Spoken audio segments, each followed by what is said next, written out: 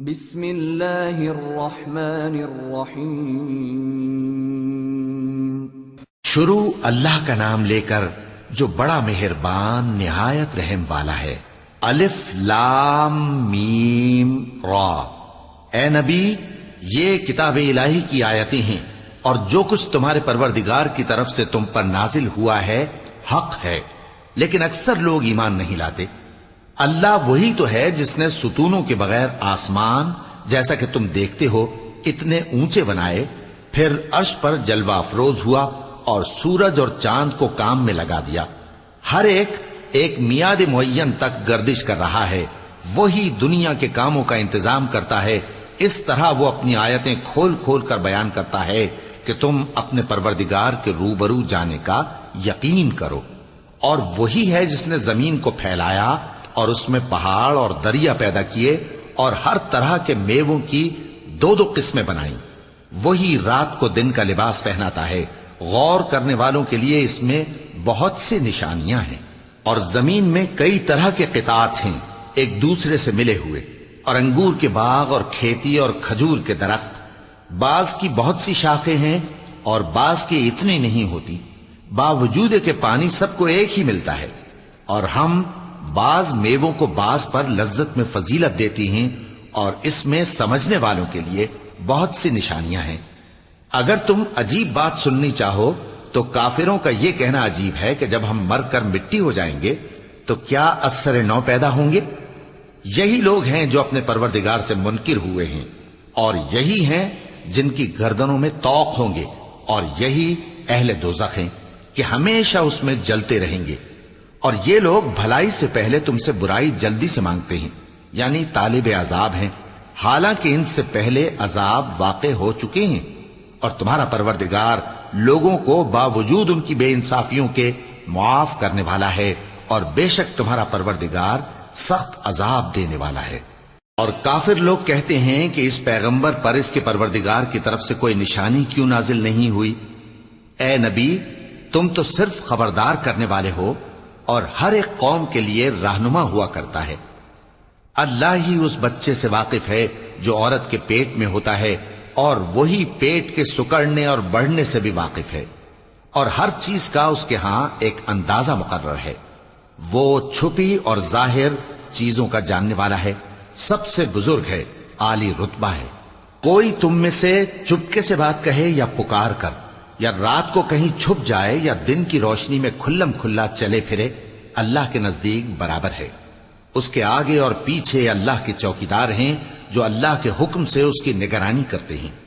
اللہ اس نعمت کو جو کسی قوم کو حاصل ہے نہیں بدلتا جب تک کہ وہ اپنی حالت کو نہ بدلے، اور جب اللہ کسی قوم کے ساتھ برائی کا ارادہ کرتا ہے تو وہ پھر نہیں سکتی، اور اللہ کے سوا ان کا کوئی مددگار نہیں ہوتا۔ وہی تو ہے جو تم کو ڈرانے اور امید دلانے کے لیے بجلی دکھاتا اور بھاری بھاری بادل پیدا کرتا ہے، اور رعد اور فرشتے سب اس کے خوف سے اس کی تسبیح و تحمید کرتے رہتے ہیں۔ اور وہی بجلیاں بھیجتا ہے، پھر جس پر چاہتا ہے گرا بھی دیتا ہے، جبکہ وہ اللہ کے بارے میں جھگڑتے ہیں، اور وہ بڑی قوت والا ہے۔ کام کا پکارنا تو اسی کا ہے، اور جن کو یہ لوگ اس کے سوا پکارتے ہیں وہ ان کی پکار کو کسی طرح قبول نہیں کرتے، مگر اس شخص کی طرح جو اپنے دونوں ہاتھ پانی کی طرف پھیلا دے تاکہ دور ہی سے اس کے منہ تک آ پہنچے، حالانکہ وہ اس تک کبھی بھی نہیں آ سکتا۔ اور اسی طرح کافروں کی پکار بیکار ہے۔ اور جتنی مخلوقات آسمانوں اور زمین میں ہے، خوشی سے یا ناخوشی سے اللہ کے آگے سجدہ کرتی ہے، اور ان کے سائے بھی صبح و شام سجدے کرتے ہیں۔ چونکہ آیت سجدہ تلاوت کی گئی ہے، لہذا سامعین پر سجدہ واجب ہے۔ ان سے پوچھو کہ آسمانوں اور زمین کا پروردگار کون ہے؟ تم ہی کہہ دو کہ اللہ۔ ان سے کہو کہ کیا تم نے اللہ کو چھوڑ کر ایسے لوگوں کو کارساز بنایا ہے جو خود اپنے نفع و نقصان کا بھی اختیار نہیں رکھتے؟ کہو کیا اندھا اور آنکھوں والا برابر ہیں؟ یا اندھیرا اور اجالا برابر ہو سکتا ہے؟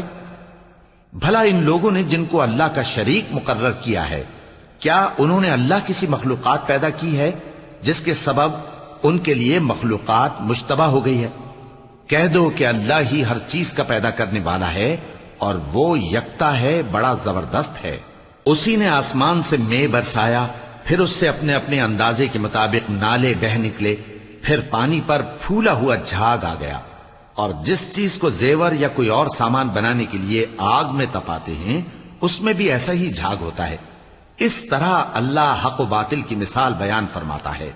سو جھاگ تو سوکھ کر زائل ہو جاتا ہے، اور پانی جو لوگوں کو فائدہ پہنچاتا ہے وہ زمین میں ٹھہرا رہتا ہے۔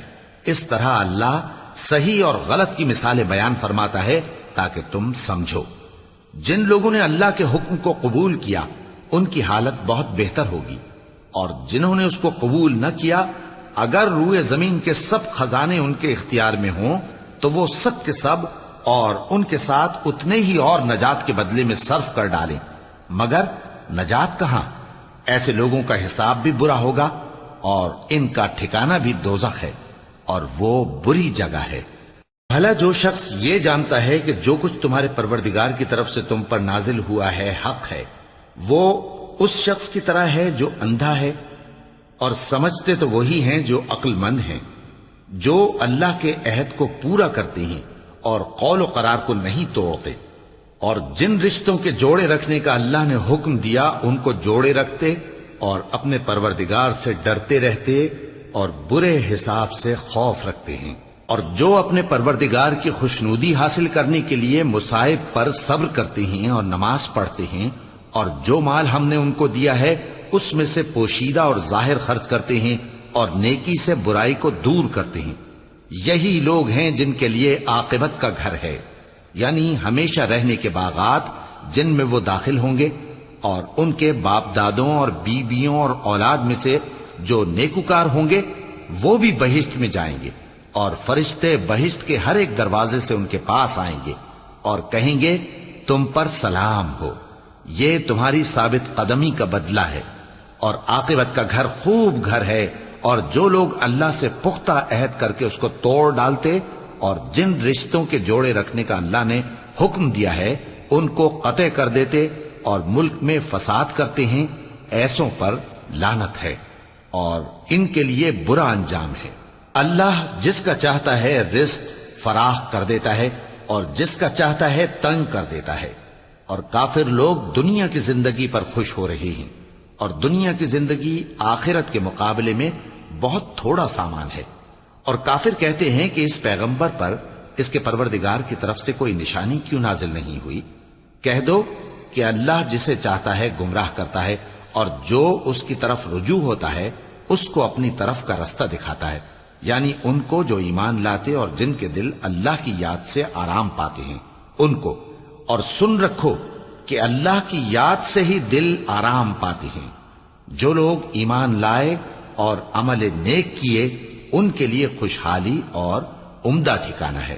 جس طرح ہم پہلے پیغمبر بھیجتے رہے ہیں اسی طرح اے نبی ہم نے تم کو اس امت میں جس سے پہلے بہت سی امتیں گزر چکی ہیں بھیجا ہے، تاکہ تم ان کو وہ کتاب جو ہم نے تمہاری طرف بھیجی ہے پڑھ کر سنا دو۔ اور یہ لوگ رحمان کو نہیں مانتے۔ کہہ دو وہی تو میرا پروردگار ہے، اس کے سوا کوئی معبود نہیں، میں اسی پر بھروسہ رکھتا ہوں اور اسی کی طرف رجوع کرتا ہوں۔ اور اگر کوئی قرآن ایسا ہوتا کہ اس کی تاثیر سے پہاڑ چل پڑتے یا زمین پھٹ جاتی یا مردوں سے کلام کر سکتے تو کیا یہ لوگ ایمان لے آتے؟ بات یہ ہے کہ سب باتیں اللہ کے اختیار میں ہیں، تو کیا مومنوں کو اس سے اطمینان نہیں ہوا کہ اگر اللہ چاہتا تو سب لوگوں کو ہدایت کے رستے پر چلا دیتا؟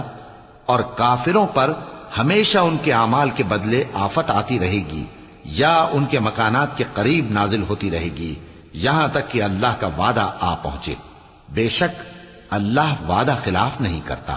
اور تم سے پہلے بھی رسولوں کے ساتھ تمسخر ہوتے رہے ہیں، تو میں نے کافروں کو مہلت دی، پھر میں نے ان کو پکڑ لیا، سو دیکھ لو کہ میرا عذاب کیسا رہا۔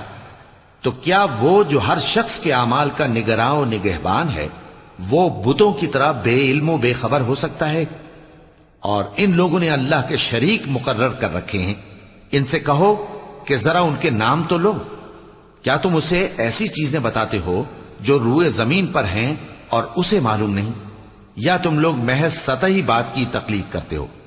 اصل یہ ہے کہ کافروں کو ان کے فریب خوبصورت معلوم ہوتے ہیں اور وہ ہدایت کے رستے سے روک لیے گئے ہیں، اور جسے اللہ گمراہ رہنے دے اسے کوئی ہدایت کرنے والا نہیں۔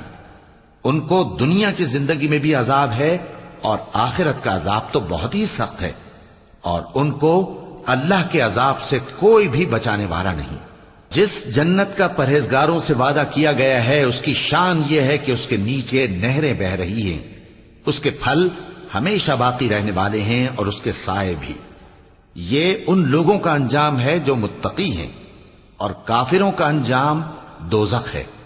اور جن لوگوں کو ہم نے کتاب دی ہے وہ اس کتاب سے جو تم پر نازل ہوئی ہے خوش ہوتی ہیں، اور بعض فرقے اس کی بعض باتیں نہیں بھی مانتے۔ کہہ دو کہ مجھ کو یہی حکم ہوا ہے کہ اللہ ہی کی عبادت کروں اور اس کے ساتھ کسی کو شریک نہ بناؤں۔ میں اسی کی طرف بلاتا ہوں اور اسی کی طرف مجھے لوٹنا ہے۔ اور اسی طرح ہم نے اس قرآن کو عربی زبان کا فرمان بنا کر نازل کیا ہے، اور اگر تم علم آ جانے کے بعد ان لوگوں کی خواہشوں کے پیچھے چلو گے تو اللہ کے سامنے کوئی نہ تمہارا مددگار ہوگا اور نہ کوئی بچانے والا۔ اور اے نبی، ہم نے تم سے پہلے بھی پیغمبر بھیجے تھے اور ان کو بیویاں اور اولاد بھی دی تھی، اور کسی پیغمبر کے اختیار کی بات نہ تھی کہ اللہ کے حکم کے بغیر کوئی نشانی لے آتا۔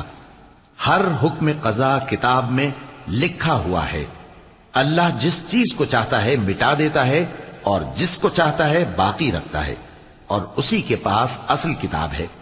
اور اگر ہم کوئی عذاب جس کا ان لوگوں سے وعدہ کرتے ہیں تمہیں دکھائیں، یعنی تمہارے روبرو ان پر نازل کریں، یا تمہاری مدت حیات پوری کر دیں، یعنی تمہارے انتقال کے بعد عذاب بھیجیں، تو تمہارا کام ہمارے احکام کا پہنچا دینا ہے اور ہمارا کام حساب لینا ہے۔ کیا انہوں نے نہیں دیکھا کہ ہم زمین کو اس کے کناروں سے گھٹاتے چلے آ رہے ہیں؟ اور اللہ جیسا چاہتا ہے حکم کرتا ہے، کوئی اس کے حکم کا رد کرنے والا نہیں، اور وہ جلد حساب لینے والا ہے۔ جو لوگ ان سے پہلے تھے وہ بھی بہتیری تدبیریں کرتے رہے ہیں، سو تدبیر تو سب اللہ ہی کی ہوتی ہے۔ ہر شخص جو کچھ کر رہا ہے اللہ اسے جانتا ہے، اور کافر جلد معلوم کر لیں گے کہ آخرت میں اچھا انجام کس کے لیے ہوتا ہے۔